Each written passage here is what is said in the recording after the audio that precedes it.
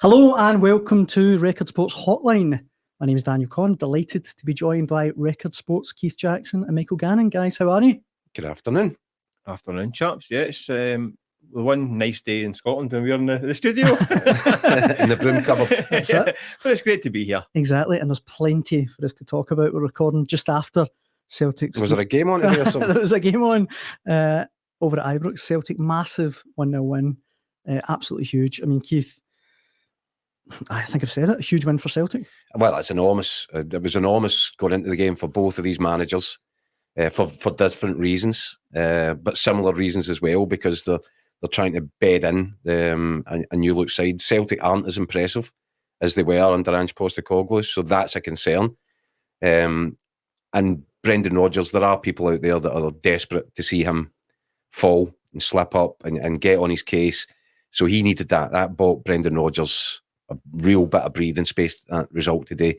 Not a great performance from Celtic, but it didn't need to be because Rangers were just so poor. Mm-hmm. And that is now a real problem for Michael Beale moving forward. He's got a real credibility issue now with his own supporters. And he's going to have to bounce back really quickly and really strongly after the international break. Otherwise, he's going to come under real pressure, and you know, you start to wonder, is the clock already ticking for Michael Beale? Mm-hmm. The fact from that performance today, from his starting lineup, his decision making, it looks to me as if he's not got a clue what his best 11 is, and that's a bit of a problem at this point in the season. When, by the way, this was something that he began planning for round about the January transfer window market, and at this point, when he had to jump on Celtic in terms of forward planning for the season, he's already 4 points behind. So there are serious issues facing Michael Beale.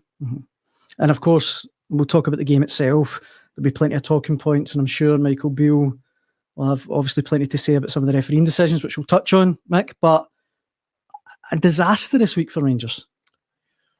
Oh yeah, it's a huge setback for Michael Beale and Rangers this week, and this game in particular.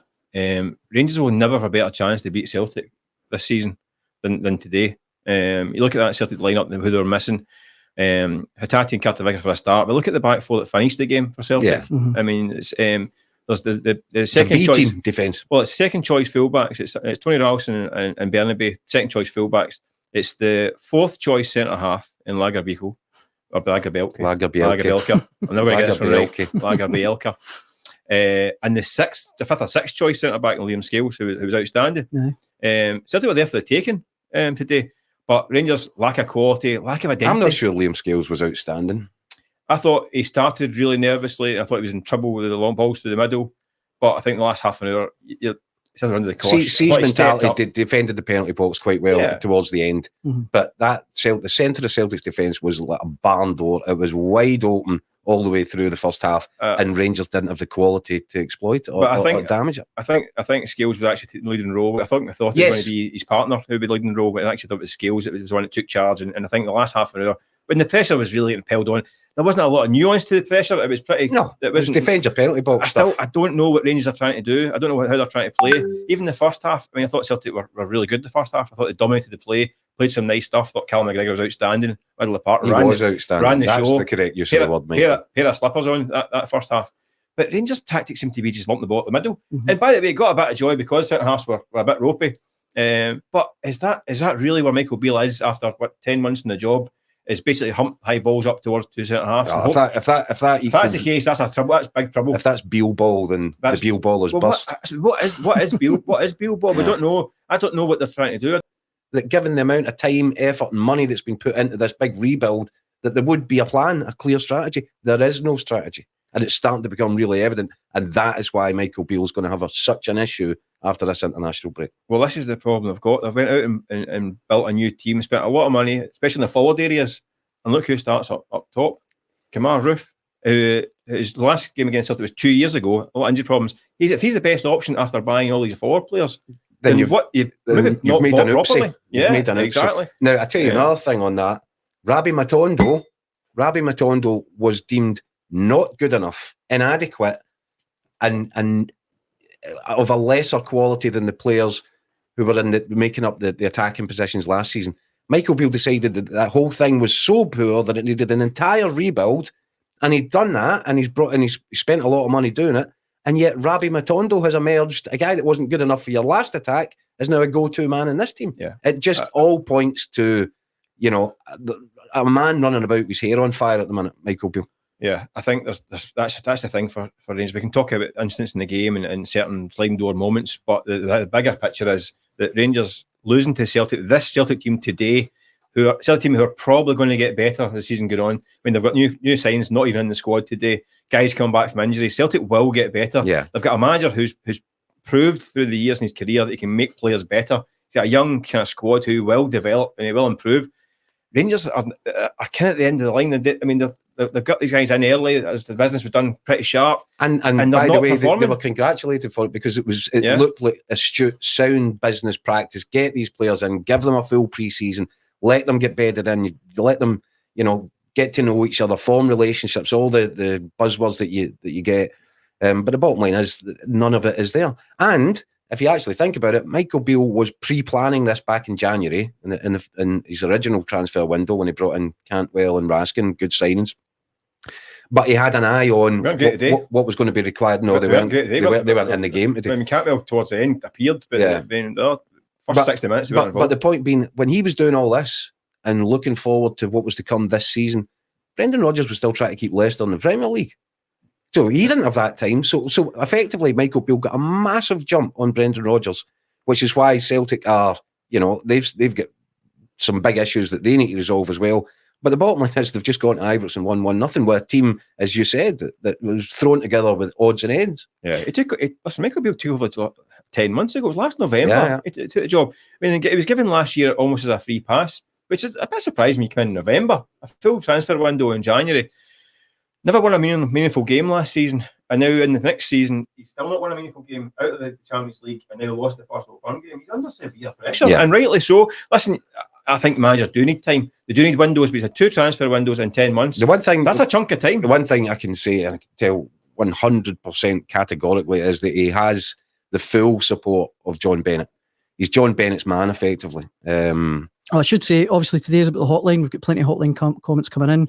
Andrew Lamb from Fraserburgh there saying Keith, James Bisgrove must already see Beale is under severe pressure and wonder if it's better to speak to another manager already. I mean, that seems a bit harsh, a bit early, but or does it? No, you should be. You should always have succession planning. If you're not doing that, you're not running your football club properly. Bisgrove, John Bennett, they should have an idea of where they want to go to if this one doesn't work out. But there is I think a big bit of all eggs in one basket with Michael Beale here, because they have backed him to the hilt. Aye. And John Bennett really rates him. Mm-hmm. And for that reason, I think that he will get time. Mm-hmm. I don't think there's not going to be a knee jerk. He's not going to be sacked over the international break, but he'll really have to come back strongly. Mm-hmm. Because if he doesn't, for example, I think Rangers have got 4 or 5 home games, haven't they, after the international break? Well, if he was to drop any more points at home at Ibrox, then you're getting to the point where somebody's going to have to call this. Mm-hmm. And I should say, for everyone listening, everyone watching, this is all about your opinion. You can get involved. Email at dailyrecord.co.uk if you want to get in touch. Jack Armstrong there from Bathgate, the sloppiest Rangers and Celtic game in a long time. Celtic are short of 9 players to make a decent team, while Rangers are about 11 short. By the way, he's not far off. He's not far wrong. Eh? It was a rubbish. I thought as a game of football, it wasn't up to my. I thought it was really poor. Actually, the standard, the quality, everything you're kind of hoping that you're going to get from a big Old Firm derby. It was a meh 90 minutes. We haven't even, but a big result for Celtic. Huge, but we haven't even talked about the main talking point from the game, I suppose, other than Kyogo's winning goal, which is, of course, how am I going to say it? Lagerbielke. Sorry, Gustav. The big beer baron. Lagerbielke is clash, for want of a better phrase, with Cyril Dessers in the first half, which led to Rangers' goal being chopped off. We're lucky enough now to be joined by former Premiership referee Des Roach. Des, how did you see the big talking point at Ibrox today? Do you think it's a foul on Lagerbielke? Lagerbielke. Gee, sorry, Gustav. Okay, give it to Keith. Keith can talk about it. Yes, and personally, and Steve Conroy and I also do our thing. I didn't think it was a foul. That would happen. That would happen 99 times in the middle of the park, and there is nothing given for it. When you slow it down, you look at the contact.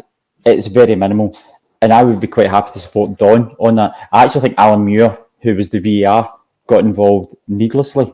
He didn't need to get involved in that. That's not a game-changing decision, which turned into a game-changing decision because Rangers would have went 1 up. But yeah, surely there's Don Robertson in that situation. Okay, VAR wants me to go and have a look at it. You go and look at it. You don't need to cave or fold like a pack of cards. This seems to happen too often. As soon as some guy in VAR says go and look at that again, then they even joke about it now in commentary. We know what happens next. The referee changes his mind. Mm-hmm. Yes, I agree. I agree. It's not a free kick. It's not a free kick. I think if you're going to give that as a foul, then the game's going to hell in a handcart. It's not a foul, and Don was correct not to take it. But when he gets that pressure from VAR, I think he's therefore exposed to unnecessary scrutiny. In my book, he'll look stronger if he just comes back on the pitch and says, "Do you know what? I've taken another look at it, and I was right the first time." Totally agree. Guys, just to play devil's advocate, it's not the case because they've been looked at and decided it's a free kick, it's a foul. Because there's plenty of people think it is a foul. I think it's soft, but I think it's a foul. I mean, if you look at Dessers, he pushes his foot across and doesn't win the ball. At that point, it's a foul. He's impeding the player. And listen, we know it's soft, but it's a foul. I disagree, Michael. I disagree because if you actually look at it, he's got to get his foot in the ball first. He hasn't got his foot in the ball. He's made contact with the defender before he touches the ball. The defender's made contact with Dessers. It's the other way around. Not every contact's a foul, though. Not every contact. But is the rule book not say that if you put your foot in for a tackle, don't win the ball, and the player comes in, and the defending player then kicks you, you're impeding that player. It's a free kick. Is that not? Maybe I'm wrong, Des, of the rule book. Is that not in the rules? That's a free kick. It might be soft. It might look a bit cheap, but is that not the rule? No, I wouldn't. I couldn't go down that route, Michael. No. I think if you go down that route, then you've not got a game. Yeah, well, Mike often goes down these routes. I'm just ridiculous. Listen, I think it was really soft, and it's one of these ones that if it goes for you think it's definitely a foul. If it goes against you, no, it's not a foul. I can get that. I think it was a very, very soft one, but I can see why the guys in the VAR have said it's a foul. The bottom line is it's because Lagerbielke is so sloppy in possession. I don't know how many touches he thought he was going to have to take. It was all his own doing. He got himself into a horrible mess. Dessers gets in, and by the way, one of the things you're taught when you're growing up trying to play football, get yourself in between the man and the ball. That's what Dessers does there, and Lagerbielke then kicks through the back of his calf. And what planet? I didn't quite see. Does that equate to being a free kick? I thought there was initial contact before that as well. I know. Listen, it's not massive contact, but. You don't even believe your own argument. If that felt I was about to say there, you're actually talking yourself out your own argument there, Mick. If you're saying that's a free kick, no one else in the pitch, you can think it's given all the time. If someone puts a foot and doesn't win the ball and the guy falls over, you get a free kick for that. It happens all the time. Mick, we've got an expert here who's telling you that you're wrong. I get it. I know this, Dad. I wouldn't say I'm an expert. I'm in deep waters here, but I think I can see why they gave it a foul. I believe no. I just think that the benefit has to be given to the referee there. Don Robertson made the right call at that time, and as much as we're lauding VAR coming into our game, I think that's a situation where VAR didn't need to get involved. Yeah, no one would have questioned that. No one, and Don got it right in the first instance. So I think Alan Muir, unfortunately, made the wrong call. So why would Don then go and change his mind? He can still go back and say no, I'm right. Because the pressure's right on, and once, as we've just been saying, once a referee is told to go to the screen and look at it again, 99 times out of 100, I can only remember about one or two incidents where a referee has went, no, my decision was right, and I'm sticking with it. Well, he has that power. He has that power. So he looked at it again and thought, no, maybe it is a foul then, or it is a foul. I think Des makes the point. He's been put on the spot. Oh yeah, I totally get that. Yeah, I totally get that. And if he sticks to his decision at that point, then there's pandemonium waiting for him. As you can probably imagine, the hotline has been inundated with comments on this. Billy Hughes, if that was a foul, the game's a bogey. C. Strachan writing in saying similar. So Des, I definitely think that the punters in the hotline are siding with you. Unlucky, Mick. Well, there's a first. I'm defending the SFA here and the officials. I can't believe this. What did you think overall of the officials' performance? I mean, that incident aside, and it is quite a big incident, but I thought he handled the occasion quite well. I don't think he let the game get away from him. He wasn't flashing the cards around. I thought overall it was competent. That one big error aside. Well, Keith, to be fair, I wouldn't say it was an error. I think Don got it correct. I think the VAR got it wrong. I thought Don had done an absolutely fantastic game. Mm-hmm. When was the last time you seen an Old Firm game and there's only 2 yellow cards, and the first card came in 72 minutes? That's right. That's a good point, eh? First card came in 72 minutes for Cantwell, and then Scales in 78 minutes. So I think Don had a really good lid on the game. He had a good feel for the game. I think he's a fantastic referee. He's done really, really well, and it's good to see the new guys coming in and being given a chance. Mm-hmm. And it just shows you that how would you say it? He's got a feel for the game. Yeah, and he's got a feel for the players as well, and he's got a relationship with the players, because there was very little dissent coming back to him for any decisions that was made. So I thought it was a good game for the whole match officials. I think the players made it quite easy for him. To be fair, I think you're right.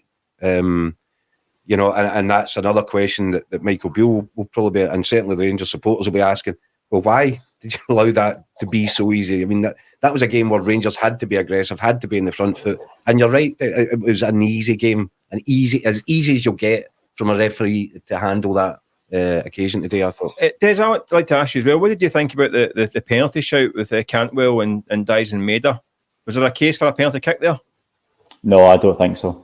No, that was the one just at the end. Was that 81 minutes? Just when Maida kind of came across him and kind of shouldered them out the way when he was. Is this another argument you want to lose, Mick? No, I don't. As much as you can look at it, no, I don't think so.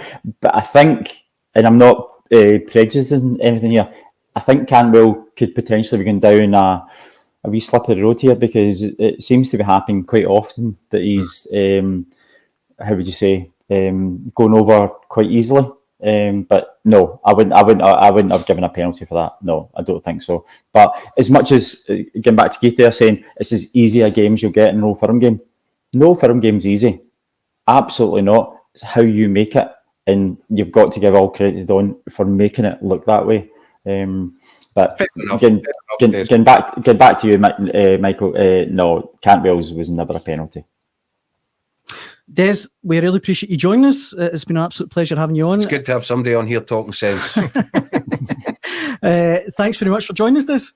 Not a problem at all, guys. Happy to help. Cheers, Des. Thanks. So, apart from the big penalty shout, it was a pretty action-packed first half. We mentioned it in a few minutes ago, but Callum McGregor, I thought, absolutely ran the show. Yeah. And it's almost kind of staggering to me, Keith, that Rangers, so many games go by, McGregor runs the show. They can't get to grips with Callum McGregor. Well, they actually did get to grips with him towards the end of last season, didn't they? And at Celtic Park, because what they were doing was they were sacrificing a body, basically. Just get up, get on him. Don't let him turn. Don't let him take the ball off the central defenders. Don't let him dictate. Get on him. They did that at Celtic Park. They did it again at Ibrox, and to great effect. And yet today, when they really needed to go and do it again, they stood off. They stepped off. I thought Rangers were about 30 yards off the game. When Celtic was, had time and space to pick a pass, to come in. Granted, they weren't doing any damage in that area of the park, but where was the Rangers press? Why did they stop doing it? It was a tactic that was beginning to pay some dividends for them last season.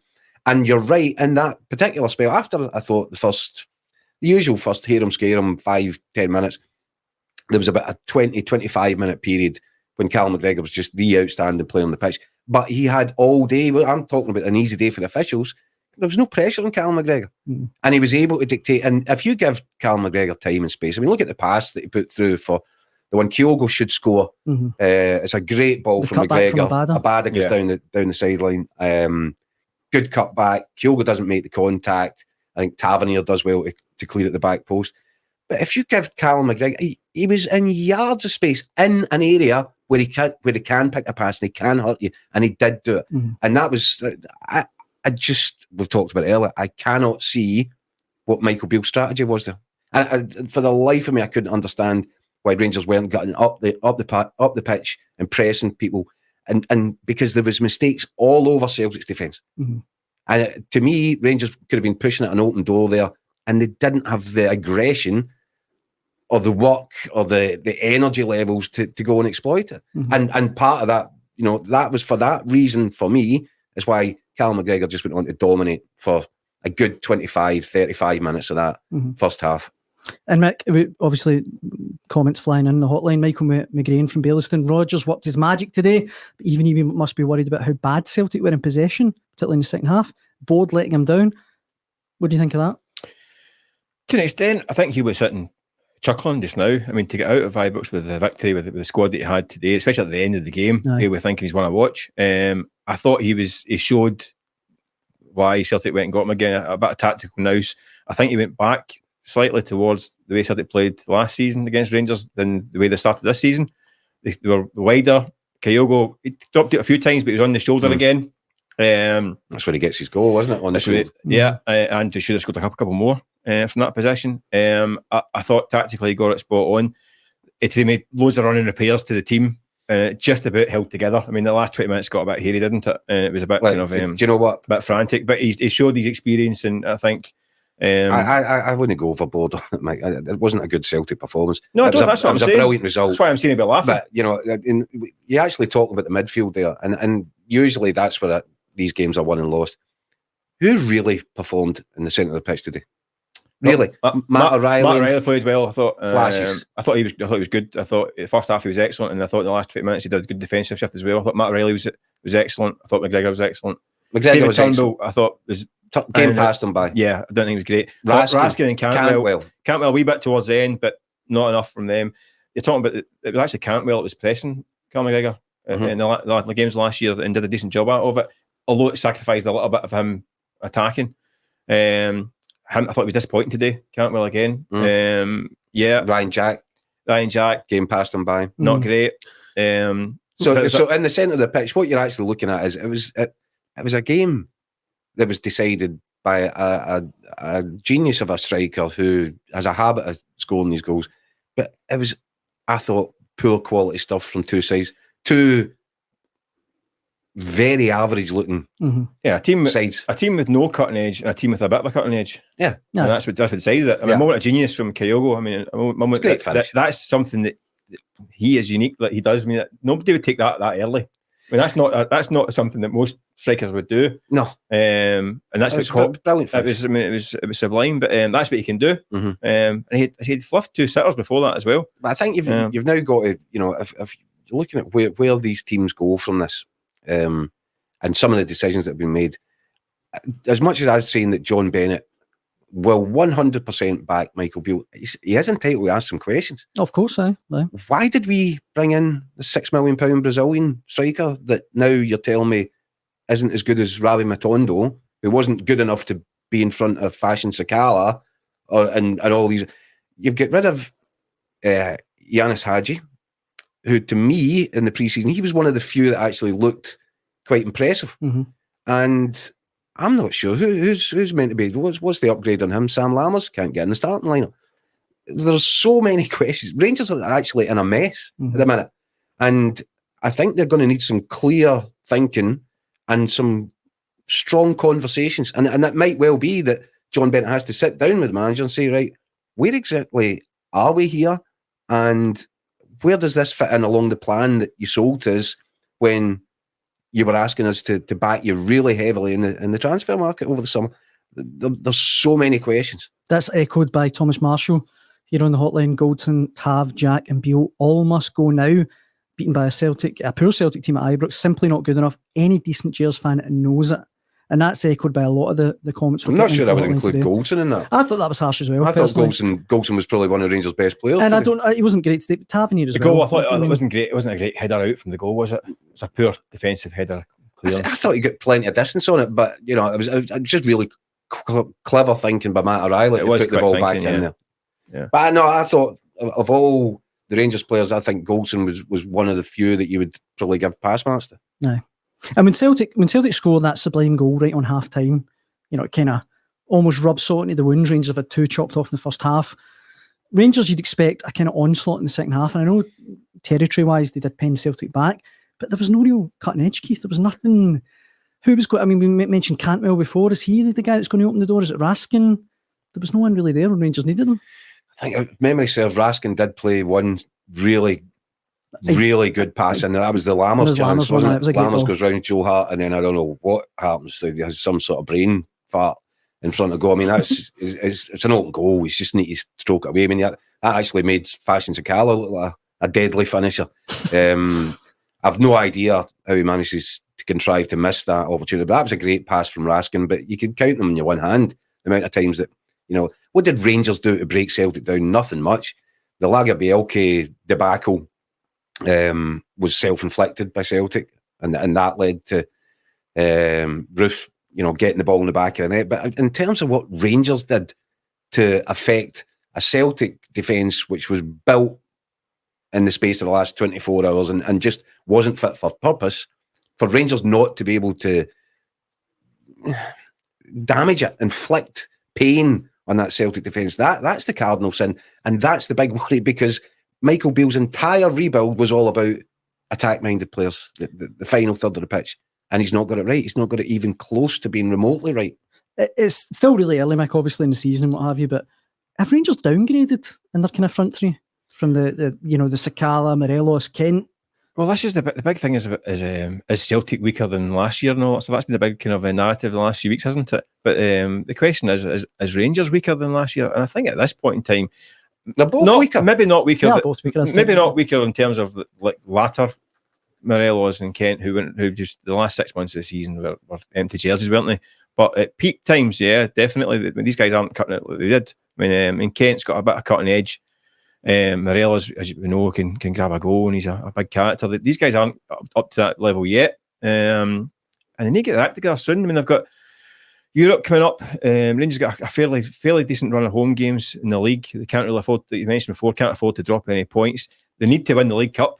That's an absolute must. If they don't win the League Cup, then forget it. They're in big trouble. That one's a real blessing for Michael Beale. Yeah, he's got a free shot at winning the first bit of silverware this season, and if he can do that and put a trophy in the cabinet, then that'll buy him the same kind of time that today's win has bought Brendan Rodgers. But I tell you something, if he doesn't win the League Cup, then it could be tatty bye time. Yeah. Bill Lockerby there from Northampton on the hotline right now. I recall Dessler saying that he would die in the pitch for Rangers, and he was true to his word. He died on his, I'll say, backside for want of a better phrase. And I think as well, a lot of the people on the hotline writing in praising Dyson Maeda, his work rate today. Again, a kind of typical kind of... Yeah, again, clear. But again, very much clear that Rodgers has looked at the winning performances against Rangers in the last few years and seen what Maeda does. The blueprint for it, aye. James Tavernier can't get up the pitch. Aye. Tavernier looked terrified. Can't get up the pitch.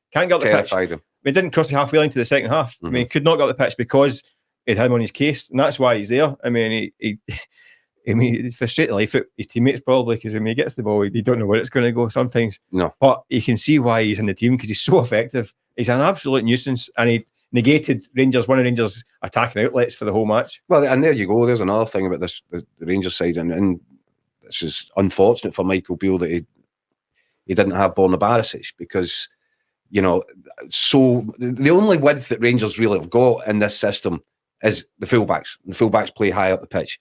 But you've got Tavernier terrified to take on Maeda for pace, so didn't get across the halfway line. Then you've got a right back playing at left back on the other side, who, by the way, was only playing with his right foot. Yeah. It didn't look to me as if he felt comfortable at any point to go on the outside or use his left foot. So two of your biggest attacking weapons, the width that you get is totally taken away from that team. Yeah. And another question. But should that not be addressed in the summer? Because well, why is Yilmaz on the bench then? But Barisic has had his problems in the last year or so. He's not what the player he was. He struggled in really struggled in the Old Firm games defensively. Yeah.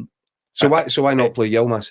Well, he's not back from injury, isn't he? He's not played. He's just come back. He's from a left injury. back. He's a left back. He clearly wasn't fully fit to chuck him into that environment. But they put him on off the bench. Well, exactly. That's all he could get out of him. He wasn't fit enough to play from start, clearly, or not trusted. Then again, that goes back to recruitment. But I mean, that area was a major problem for Rangers again, because he couldn't get the pitch. There was no real outlet for them. They end up, how many times did they end up launching high balls? It mean, certain goals in lunch, long diagonals are long balls at the pitch. And the frightening thing was that they actually caused the Celtic defence trouble. That's what got a bit of joy. Just shelling long balls down the middle. That's what got a bit of joy. That's why it's such a missed opportunity for Rangers, because but they can't. The Celtic defence was wide open like a barn door. Yeah, but they can't play that by the new year because of Cameron Carter-Vickers back at that point. They could have Cameron Carter-Vickers would have just Nat Phillips. They were sitting the buns to an elephant. It'd be easy. Yeah. And I know it's not the biggest talking point, but they were at Ibrox today in front of their home fans, no away fans as we all know. They can't beat that Celtic team, that defence. It's a damning indictment. But this is going to happen. This is why eventually away tends to come back to these games. When teams start not winning at home in these derbies and fans start getting tetchy, and after an hour they start getting grouchy and start shouting their own team, it doesn't help. Having the away fans make a noise kind of inspires the home fan to come back. You don't get that kind of thing. So when teams start losing the home games of these derbies with no fans, they'll start changing their mind again, I think. Michael, come on. Again. Look at the atmosphere at the end. Have you been drinking? Not yet, but will be soon. Mick, the whole point was that the Rangers board were getting slaughtered because Celtic came and won at Ibrox every single time, and there was a full stand of Celtic, and it was a party at the end. So that was basically the basis on which the decision was made. Well, let's cut this allocation. So I thought that wasn't the official reason why the allocation was cut. Okay. Well, I'm telling you what the reason was. Do you not think it diminishes the atmosphere in terms of the whole thing, though? Of course it does. Because if the home team are winning 3-0, it's party time, the place is bouncing and it looks great on TV and all that stuff. Home team getting beat like today, the last 20 minutes, not a great atmosphere. I mean, punters are pulling their hair out. This is and not great for Rangers players either. No, it's a separate argument that we could probably dedicate an hour to speaking about on its own. You know, the fact that they are degrading the derby. No. And it's such a shame. This is the one thing that we've always said we can sell. It's the crown jewels. It's everybody wants to watch this stuff. And you've effectively, because you can't behave like grown-ups, had a squabble that has downgraded your biggest asset, the Old Firm game. Yeah. There's nothing like it. You should go back to full allocations, and you know that can't happen now because Rangers have sold the season tickets, blah blah blah blah. So it's not going to happen. And Celtic will adopt a similar sort of attitude to the whole thing. And really, you're just looking. You know, I would like Neil Doncaster to get involved, but he won't. But he should be sitting down saying, guys, come on. Try and mediate we're trying to sell this. You're criticising us for not bringing in enough money, and you've actually just taken whatever it is percentage out of the derby, which is the thing that we're really selling. Everything else we sell in the back of this derby, and it's not the same. The TV companies aren't getting the back and forth. I mean, even the first half today, after half an hour, when Celtic had a bit more possession, or at that point they were on top with a good 15-20 minute spell and had the ball pretty much constantly, dead quiet, and all that stuff. And it's not the same because you get the back and forth, and it's just not the same. No, not a TV spectacle. It's not. Downgraded the derby. I like that. You should do this for Alvin, actually. That was good. We should say Stephen Mulhern on the hotline has written in the Celtic's makeshift defence. They've gladly settled for a point. So Brendan Rodgers has surpassed the expectations by taking all three. I just wanted to touch on, I know he's kind of touched on Liam Scales a little bit earlier, but Rodgers afterwards saying he played like a man. He was a warrior today. I think, given everything that we touched on, he deserves a lot of praise. And also, given the stick he's taken a bit recently, I thought Joe Hart as well. Joe Hart stood up today and really hasn't much to do, did he? In the second half, got a couple of those saves, and I don't know. I thought Hart definitely deserves a pat in the back for today. Yeah, the big save late on. I think he did his work cut out, especially early on when the guys in front of him looked really nervy. I thought he was a cool head in there. Yeah, I thought he did quite well. But listen, Celtic got away with it today a wee bit because Rangers were so poor. I still think when you look at the team sheet today, that team sheet is an admission that their summer transfer policy and summer transfer recruitment wasn't good enough. 3 new signings from this week, only one in the squad on the bench, never got on, or 2 not involved. The rest of the new recruits, only 1 new signing in the team. All right, listen, Hatate and Carter-Vickers are missing, so they're 2 big injury guys, but only 1 new signing from the summer in that team. This is a team that's meant to be, we were told the end of last year, it's the next level, we're going to the next level, we're going to compete in Champions League and all that stuff. To get to that team sheet today, great result aside, it's still an admission that something has not quite worked over the summer in terms of recruitment. So Celtic can sit and say we've got injuries and the guys coming back, and yeah, that's fair enough, and they will get better, they will. But is this Celtic team equipped to deal with Champions League, even with the guys back? Big question. Interesting one, Mike, because I was at Brendan Rodgers' press conference when he was announced, and that was the one thing. His big selling point was Europe. We want to make improvements in Europe. We want to do, and it had to be that because Big Ange had done everything domestically. So the only avenue for Brendan Rodgers was to say, I'm going to improve this team. I'm going to take it somewhere that Ange Postecoglou couldn't, and that would mean improvements in Europe. And I don't see a Celtic squad that's equipped for it. And I also noticed recently, Brendan was asked about dropping Hatate for the first game of the season, etc., etc. And he said, well, it's not in my contract that I need to pick any specific player. And that to me sounded a little bit like, yep, Mark Lawwell can do what he wants and he can bring in all the projects that under the sun, and that can be the club's model. But when it comes down to picking the team, nobody's going to be telling me. And it also suggests that he's looking at these players going, not first team ready. No, listen, I don't think Celtic needed to do their usual 8 £3 million players. They needed 3 £8 million players. Mm-hmm. And that's what I put to Brendan Rodgers last week. And he said, no, that's not the model. That's not how we work. That's not how the club operates. Fair enough. But that's not going to get to that next level in Champions League. These guys might go on and become crack. I thought Home, when he came on, looked really good. Yeah. He's got a bit about him. He's a real prospect. Young, a wee bit lightweight, but I thought he might have a chance. We don't know about Telio yet. So these guys might go on and become very good players. But Champions League's not an environment to be learning, that's for sure. Well, especially when you've sold the whole Brendan Rodgers ticket on what we're going to do here. Yeah. The thing that's going to make us better than Ange is that we're going to go and do something in Europe. Well, you're not going to go and do something in Europe if you're, unless you're prepared to invest in players with that pedigree. Now, you're right, Mick, these guys might go on to prove themselves and be exceptional signings over the course and distance, and that's all great. But this whole season, this whole Brendan returns was sold upon, we are going to make improvements in Europe. And you can't, there's a toss of the coin on these guys if they're going to be good enough or not. What Celtic needed, what Brendan Rodgers really required, was proven track record credentials. And these guys don't have it. Yeah, listen, these guys might go on, as I say, but you're kind of handing you've got a Michelin star chef and hand them a bag of messages from Aldi. So when they said they cook, isn't it? So, I mean, and as always, he seems to be able to make us into some sort of meal. So he's done it today. I mean, this still the team today did no right to go to Ibrox and win. But they can't really get distracted by the fact that Rangers are so poor that it makes it okay. Aye. Because the Champions League's coming quick. It's in 3 weeks and they're going to find out, I mean, pretty quickly. I'll tell you another thing. One of the hotline letters there or emails was talking about, the praise of Joe Hart and all that. I think Rangers played totally into their hands, because when is Joe Hart at his ropiest? It's when he's actually got the ball at his feet, when Celtic are not about, there's a mistake in there. Mm-hmm. But Rangers didn't get anywhere near putting them under pressure in the first half. And then in the second half, the whole game was right in front, and it became an easy air game for Liam Scales and for Lagerbielke, because all they were doing was defending the penalty box, and Joe Hart was just there as, he wasn't having to take risks in possession, or, there wasn't an error. It was just shot stopping. Mm-hmm. And that's, whatever you might think of Joe Hart, nobody can criticise him for his shot stopping. Although having said that, Kemar Rousseau went right through his gloves in the first half as well. So should he have saved that? Old rap, but Rangers don't have the guys up front. Ruth and Dessers haven't got the engines to do that, running about and chasing down goalkeepers or harassing and pressing. I think Dessers looks as if that's what he wants to do, and then he looks over his shoulder and nobody else has joined him. Yeah. And then where did that?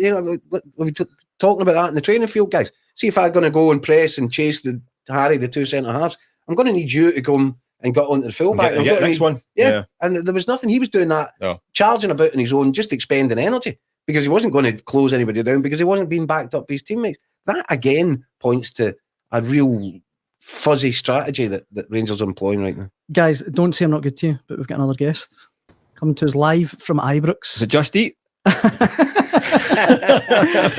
No, it's just eating.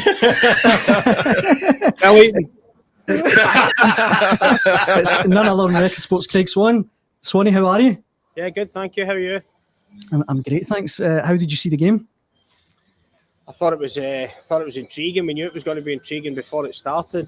I thought Celtic started the game under a bit of pressure, given the guys that were missing and the changes that were made to the team, but they settled into it pretty quickly. Rangers obviously the ball in the net in the first minute, but I just thought tactically, Rangers let Celtic out of jail. I thought last season Michael Beale had found a way to smother we'll talk about that. We talked about that, lads. I thought he'd found a way to smother Callum McGregor and stop him dominating games.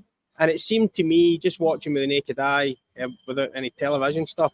It seemed to be that when Celtic got the ball, the idea was for Cyril Dessers just to drop in and block the shot pass into McGregor's feet, which was just didn't make any sense to me, because McGregor just stepped either side of him off his shoulder, took the game and ran the game.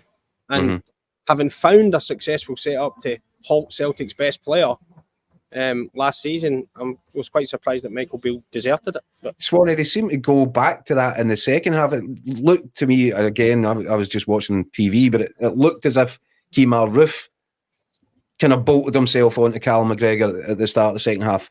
The game kind of then changed because it was just, Rangers camped in Celtic's half, so it was difficult to see from our perspective. But did you notice that a sort of switch after the half time? In one respect, yes, but in the other respect, Keith, it's a different game then. The game's set up a different way, as you guys, I think, just alluded to before I came on. The game's set up differently. Celtic are set in, camped in a wee bit more. McGregor's maybe sat back alongside a couple other boys as well. O'Reilly and Turnbull sat beside him more, because whether they were being pressed back or whether they take the decision to try and protect the back boys a little bit more. I thought it was different then. The job was to stop Callum McGregor getting in control of the game at the start. Callum McGregor did it brilliantly, to be fair. Yeah. I mean, if anybody who can spot a weakness in any team, I thought he was right back to Callum McGregor that we all know. Swanee, can I ask you about the atmosphere at Ibrox today? Here in the hotline, we've got a plethora of Rangers fans writing in, obviously up in arms, furious about the result today. But what was it like inside the stadium? I think you guys have been to and seen enough of these games to have an idea of how it sort of unfolded. It was boisterous in the beginning. Rangers had the ball in the net early and then score after the first 20 minutes, and Celtic started to get a hold of the ball. The frustration started to grow, but second half I've not really heard many Rangers managers get it in the neck like Beale got it today. One of the substitutions, I'm trying to remember off the top of my head, was obviously when he didn't bring Dessers off and he brought Roofe off. That was really strong stuff, and then at full time it was pretty strong as well. And the players got it as well. Whether that was just magnetising on towards the manager, I don't know, but they were getting some stick as well. It was pretty bad in the closing stages, because, to be fair, Rangers weren't doing enough. Celtic did. On the Celtic side of things, they did superbly. They defended manfully. They rode their luck once or twice when they had to. Their keeper came up with a couple of saves, but they ran until they dropped. Rangers just look.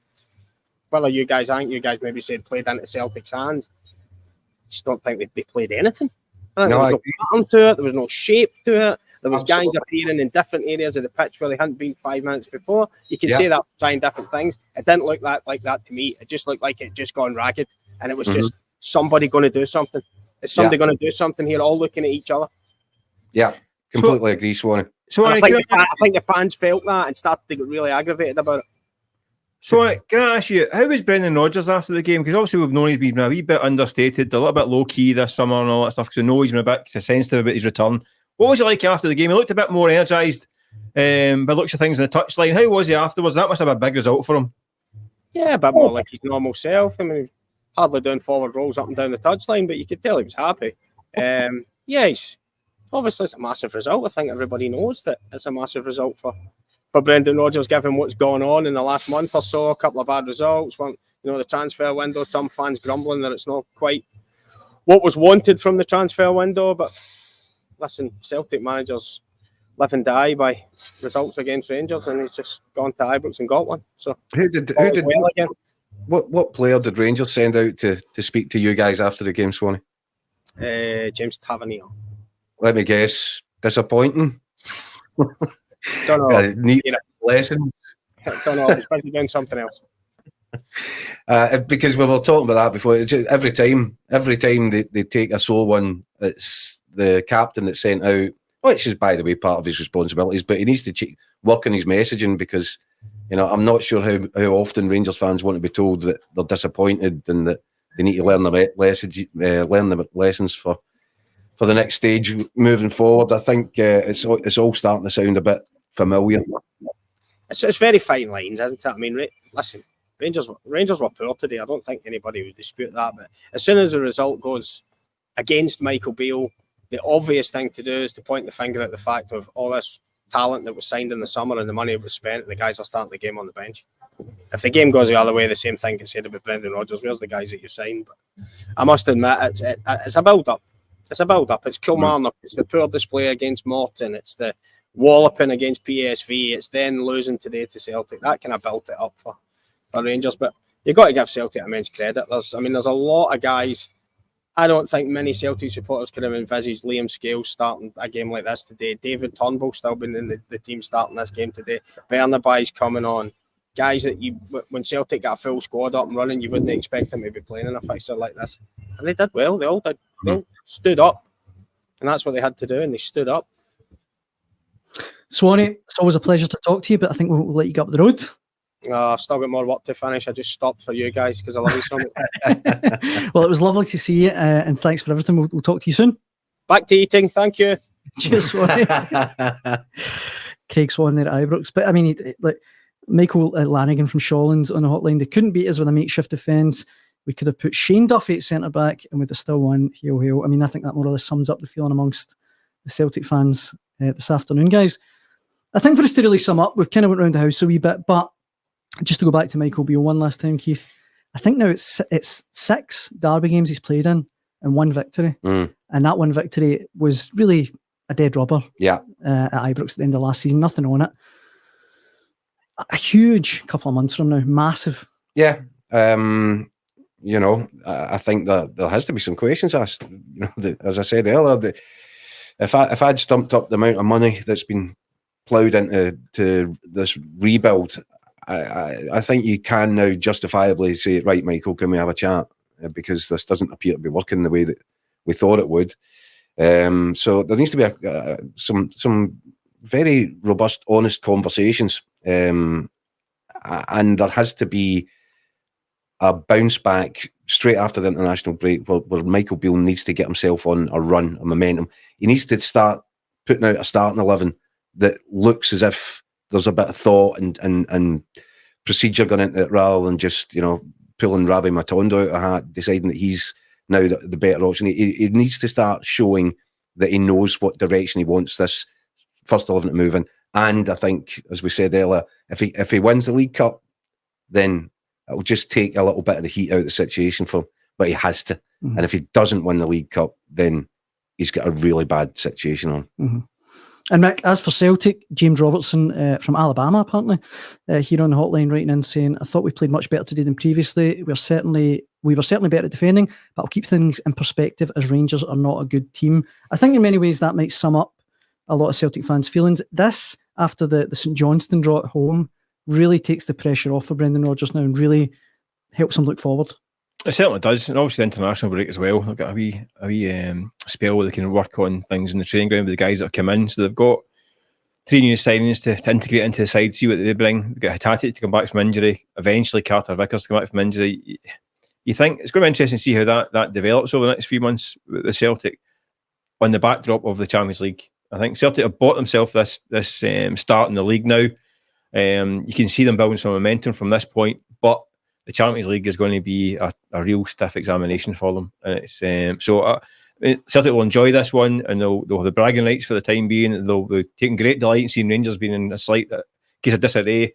But reality will be coming round the corner for Celtic as well, and they have to be ready for it, because the Champions League is going to be... Listen, they say the draw was really kind and all that stuff, and you're like what? Okay, you might get Man City or PSG or Barcelona, that kind of thing. But kind of it could have been. Listen, yeah, but there's a problem that comes with that as well, because if you look at it and there's if you go into a group and you've got PSG and Juventus and they beat everybody. Well, you expect, do you know what? You get hammered. You just take your dumps, you take your money, and you get out of the Champions League. But with the kind of draw that Celtic have got, which could have been worse, obviously, then expectations start to go up as well. So see if you start getting a bad one, you get a couple of doings against that level of Champions League side, then the pressure builds again. I think the first game's Feyenoord away, and as you say, if that's a 3-0 to Feyenoord, puts the pressure on. But I'm sure Celtic fans will definitely fancy their chance of doing something in that group. It's a big unknown with Celtic just now. Still, because I said Bernardo's still taking in, Palmer's still taking in. Phillips, we know he's got pedigree, but can he stay fit and stay in that team in the short term until Carter Vickers is back from injury?